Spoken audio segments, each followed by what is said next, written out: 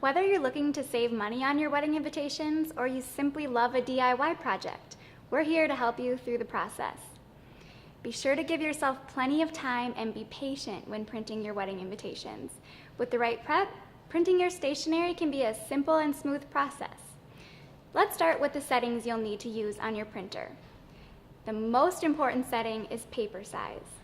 Most printers will default to a letter size or 8.5 by 11 sheet of paper, so you'll need to let your printer know exactly what size paper it's printing on. If you're not sure what size your stationery is, simply grab a ruler to get the dimensions. Every printer is a bit different, so finding your paper size setting may look a little different from one printer to the next. Typically, this setting is found under Properties, Page Setup, or Preferences. If you don't see the dimensions you need listed in the drop-down menu, you'll need to set a custom paper size. Sometimes it can be tricky to find this setting on your printer, but it can be done.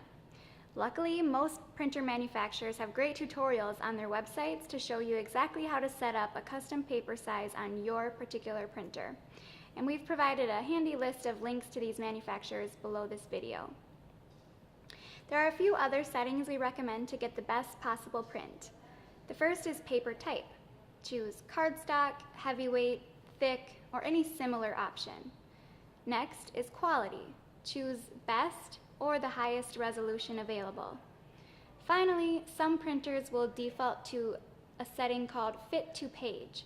Make sure this is not selected because you'll want to print the actual size since your template is already set up to perfectly fit your stationery. Now that you've got all the right settings, let's load the paper into the printer. Your kit includes one extra sheet for test printing, so start with that. If you need more test sheets, you can cut regular paper to the same dimensions as your stationery. If possible, use the bypass or rear feed tray to load your stationery. If there are paper guide arms, be sure to slide them in to hug the paper. The direction of the paper will depend on your printer, so if you're not sure, do a few test runs with regular paper first. We want to make sure that each piece prints perfectly, so we recommend hand feeding each one into your printer rather than loading the whole stack into the tray.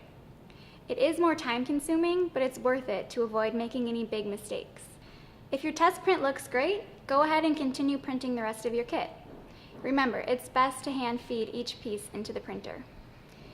If it didn't come out the way you expected, double check the settings we've mentioned. You can also take a look at our FAQs for more troubleshooting. DIY doesn't have to be stressful. With the right setup and a little preparation, you'll have a beautiful and affordable custom printed stationery.